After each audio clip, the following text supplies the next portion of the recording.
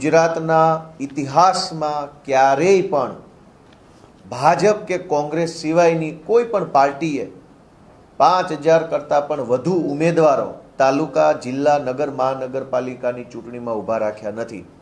આમ આદમી પાર્ટી એ ગુજરાતના ઇતિહાસની પહેલી એવી પાર્ટી છે કે જેણે ભાજપ અને કોંગ્રેસ સિવાય એક જ સિમ્બોલ ઉપર 5000 ઉમેદવારો ઊભા રાખ્યા અને એમાંથી 500 કરતાં પણ વધુ તાલુકા પંચાયત, જિલ્લા પંચાયતના સભ્યો જીતીને જે આવ્યા છે એ પણ ગુજરાતના ઇતિહાસમાં પહેલી વખત છે કે ઝાડુના એક જ નિશાન ઉપર 500 કરતાં વધુ સ્થાનિક સ્વરાજના ઉમેદવારો જીતે. જનતાએ 2022માં આમ આદમી પાર્ટીને મત આપ્યા પછી આ પહેલી ચૂંટણી છે કે જેમાં આમ આદમી પાર્ટી આખા ગુજરાતમાં ઉમેદવારો ઊભા રાખ્યા.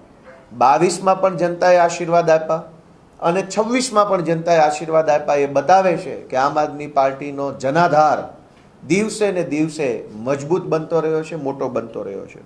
અને એટલે જનતાની આશા, જનતાનો વિશ્વાસ અને જનતા જે ઈચ્છે છે એ કામ, એ લક્ષ્ય પૂરું કરવા માટે થઈ અને આમ આદમી પાર્ટીની એક મંથન મિટિંગ મળી હતી, સમીક્ષા બેઠક મળી હતી. એમાં પ્રદેશભરના અમારા હોદ્દેદારો આવ્યા હતા અને આખા દિવસની મનોમંથન મિટિંગ થયા બાદ પ્રદેશ કક્ષાના સૌ આગેવાનો ભેગા મળી અને મિશન 2027 કે કેવી રીતે 2027માં આમ આદમી પાર્ટીની સરકાર બનાવવાનું લક્ષ્ય મેળવી શકાય એ માટે થઈ અને માનનીય ગોપાલ રાય સાહેબના માર્ગદર્શન હેઠળ, માનનીય ઈશુદાનભાઈ ગઢવી અને માનનીય મનોજભાઈ સોરઠિયાના નેતૃત્વ હેઠળ એક નવી સંગઠનની ટીમ રચવામાં આવી છે.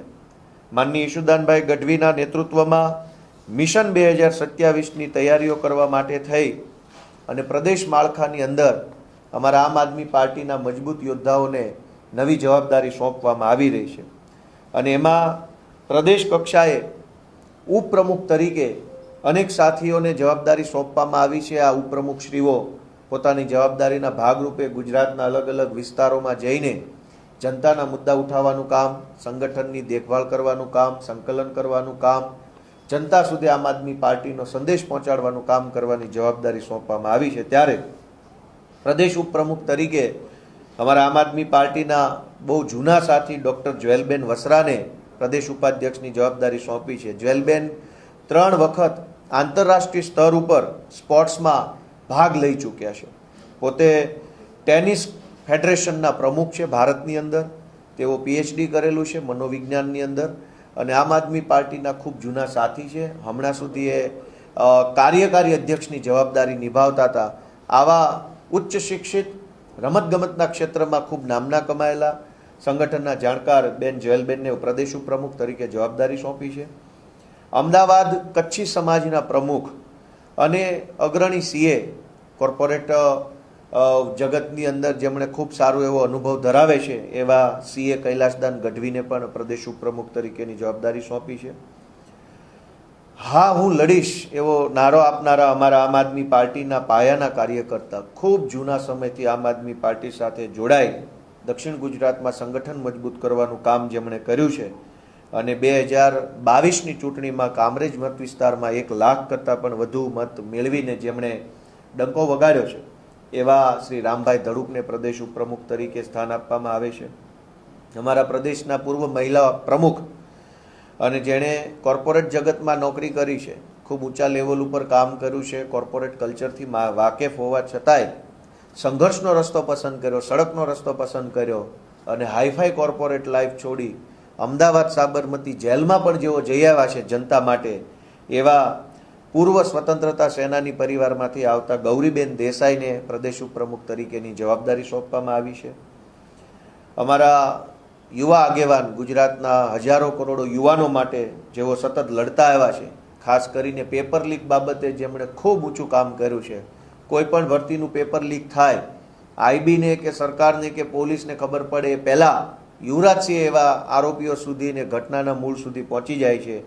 એવા લડાયક યુવાન યુવરાજસિંહ જાડેજાને પણ આમ આદમી પાર્ટીમાં પ્રદેશ ઉપપ્રમુખ તરીકે જવાબદારી સોંપવામાં આવી છે.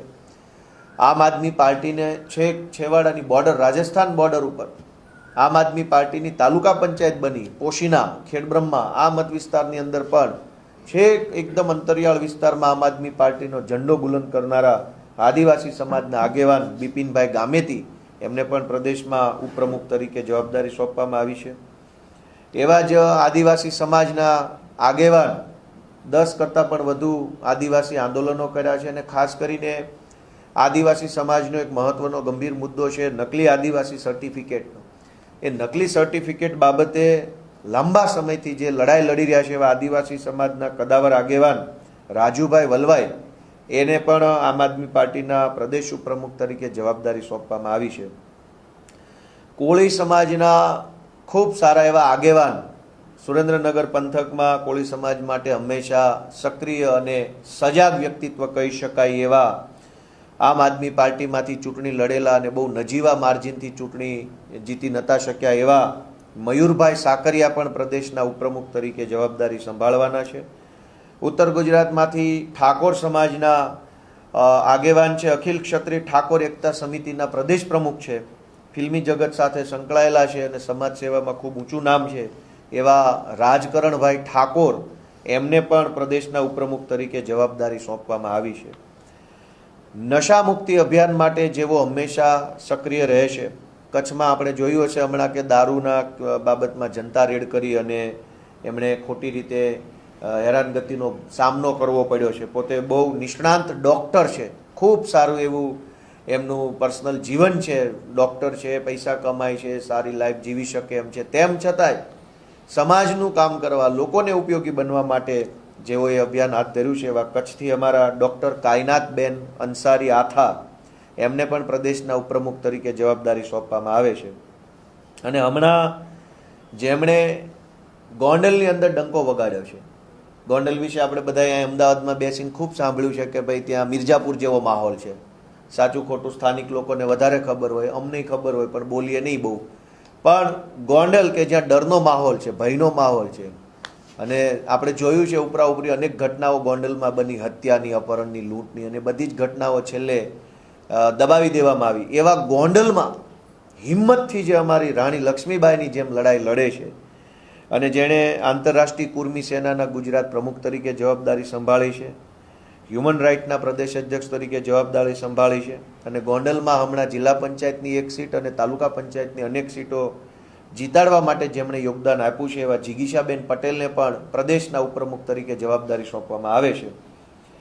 અને એવા જ એક દલિત સમાજના આગેવાન, નિવૃત્ત પોલીસ અધિકારી છે, રાષ્ટ્રપતિ એવોર્ડ આપેલો છે, ભારતના રાષ્ટ્રપતિએ જેને સારી કામગીરી માટે સન્માનિત કર્યા છે. 8 જેટલા બાંગ્લાદેશી અને એક પાકિસ્તાની વ્યક્તિને ભારતમાંથી પકડી અને ડિપોર્ટ કરાવવામાં જેણે ખૂબ સારી ભૂમિકા ભજવી છે એવા પોલીસ અધિકારી જયંતિભાઈ પ્રણામી, તેઓ આપણે અરવલ્લી સાબરકાંઠા તરફના વતની છે, એમને પણ પ્રદેશના ઉપપ્રમુખ તરીકે જવાબદારી સોંપવામાં આવે છે. તો ઈશુદાનભાઈ ગઢવીના નેતૃત્વમાં અને મનોજભાઈ સોરઠિયાના માર્ગદર્શન હેઠળ આ સંગઠનની નવી ટીમમાં જેમને ઉપપ્રમુખ તરીકે જવાબદારી મળી છે એમને હું ખૂબ ખૂબ શુભેચ્છાઓ પાઠવું છું. આ સિવાય અમારા આમ આદમી પાર્ટીના લગભગ સ્થાપના વખતના સભ્ય, જ્યારે આમ આદમી પાર્ટી બની ત્યારથી આમ આદમી પાર્ટી સાથે જોડાઈને એક વોરિયર તરીકે સતત આમ આદમી પાર્ટીની પડખે ઊભા રહ્યા છે. નાનામાં નાના કાર્યકર્તાની કાળજી રાખે, નાનામાં નાના કામની અંદર રસ લઈને ફોકસ કરીને કામ કરે અને તમામ જગ્યાએ પોતાનું સર્વસ્વ સમર્પિત ભાવથી આમ આદમી પાર્ટીમાં કામ કરે છે એવા અમારા યુવાન સાથી અનુપભાઈ શર્મા, એમને પ્રદેશના મંત્રી તરીકેની જવાબદારી સોંપવામાં આવે છે. આ સિવાય આમ આદમી પાર્ટીના જે મોરચો છે, અલગ અલગ મોરચાઓ છે, એની અંદર પણ અમારા સાથીઓની નિમણૂક કરવામાં આવી છે. પ્રદેશના મહિલા મોરચાના અધ્યક્ષ તરીકે અમારા આમ આદમી પાર્ટીના સૌથી લોકપ્રિય મહિલા નેતા, જેમણે સુરત મહાનગરપાલિકામાં વિરોધ પક્ષના નેતા તરીકે પણ જવાબદારી સંભાળી છે, ખૂબ સરસ આક્રમક એમની લડાઈ છે, જનતા માટે હંમેશા તેઓ લડતા આવ્યા છે એવા પાયલબેન સાકરિયાને પ્રદેશ મહિલા મોરચાના પ્રમુખ તરીકે જવાબદારી સોંપી છે. અને અમારા સદાબહાર લોકપ્રિય, હંમેશા યુવાનો જેની વાત સાંભળવા માટે આતુર હોય એવા કોળી સમાજના આગેવાન અને આમ તો ફિલ્મી દુનિયામાં પણ કામ કરે છે એવા બ્રિજરાજભાઈ સોલંકી, એને યુવા મોરચાના પ્રમુખ તરીકે જવાબદારી સોંપવામાં આવી છે. અશાપ આમ આદમી પાર્ટીની છાત્ર વિંગ વિદ્યાર્થી મોરચો જે છે એના પ્રદેશના પ્રમુખ તરીકે ભાઈ શ્રી ધાર્મિકભાઈ માથુકિયાને જવાબદારી સોંપવામાં આવી છે. અને ત્યાર પછી બહુ જ મહત્ત્વની જવાબદારી સંગઠનની પણ છે. અને આ વખતે ગુજરાતમાં 14 જેટલા ઝોનની અંદર સંગઠનને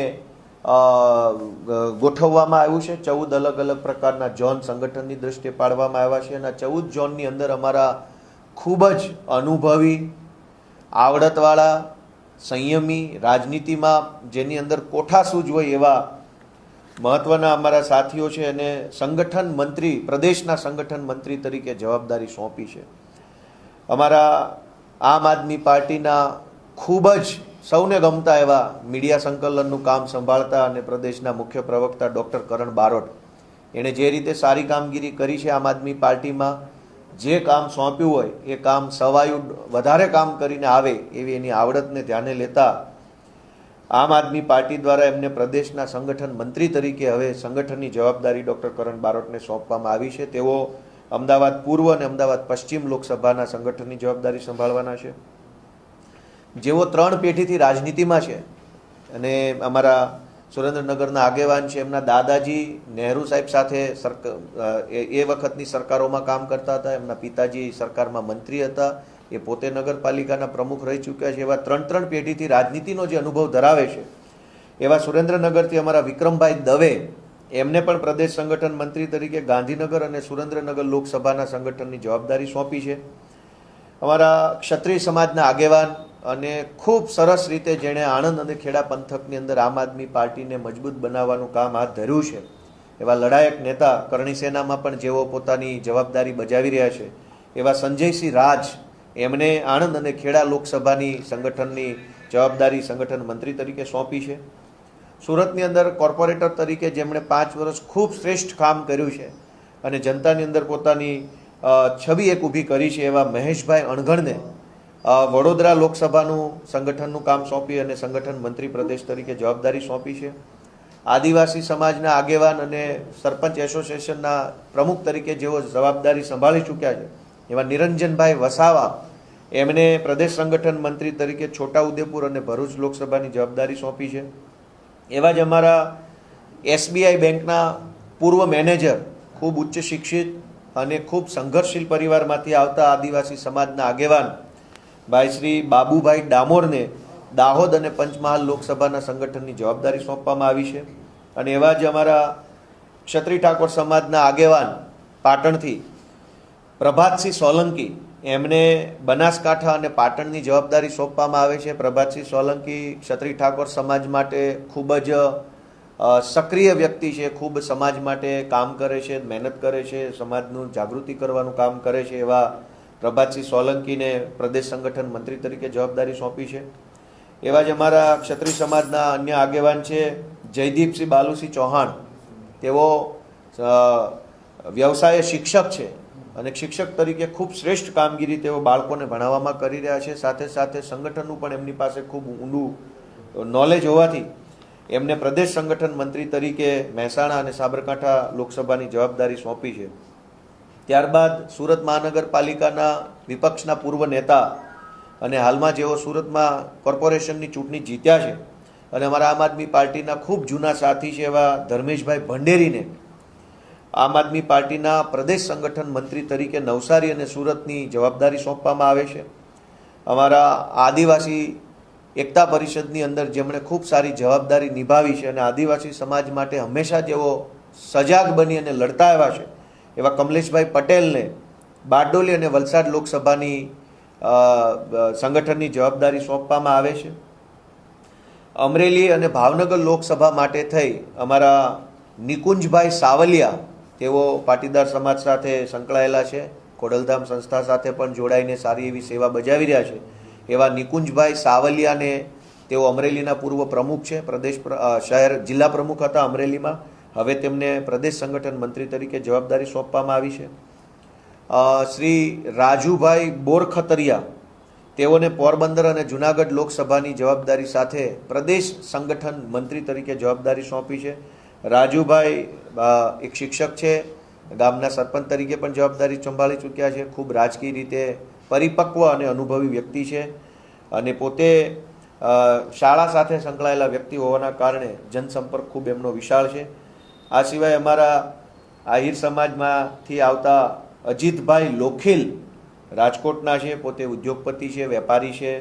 સમાજના તમામ સમાજને સાથે રાખી અને ચાલવાની એમની એક કુશળ આવડત છે. એવા અજીતભાઈ લોખીલને પ્રદેશ સંગઠન મંત્રી તરીકે જામનગર અને રાજકોટ લોકસભાની જવાબદારી સોંપવામાં આવે છે. અને અમારા ખૂબ અનુભવી પીઠ રાજનીતિના જાણકાર એવા ડૉક્ટર કિરીટસિંહ મનુભા રાણા હળવદના છે. ડૉક્ટર કિરીટસિંહ રાણા જે છે એ આમ પોતે ઉચ્ચ શિક્ષિત ડૉક્ટર છે, એકદમ ભણેલ ગણેલ અને સંઘર્ષશીલ પરિવારમાંથી આવે છે. પોતે ક્ષત્રિય રાજપૂત સમાજમાંથી આવતા વ્યક્તિ છે, ખૂબ રાજનીતિના અનુભવી છે.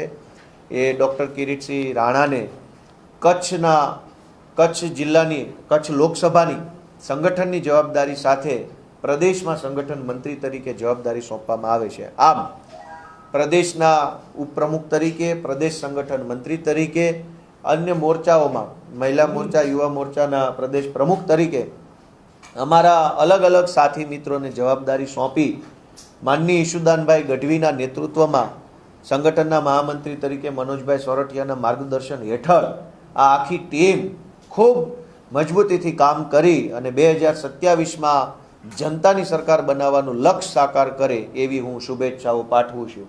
અને આ સાથે હવે આ નવી ટીમ છે એની જવાબદારી પણ બહુ મોટી છે.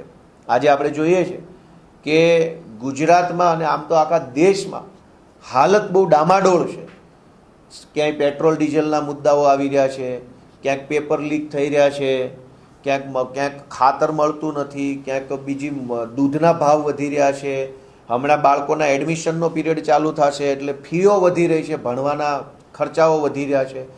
ચારો તરફથી મોંઘવારીનો માર એટલી હદે જનતા ઉપર વધી રહ્યો છે કે શું કરવું અને શું કોને કહેવું એ પ્રશ્ન બની રહ્યો છે.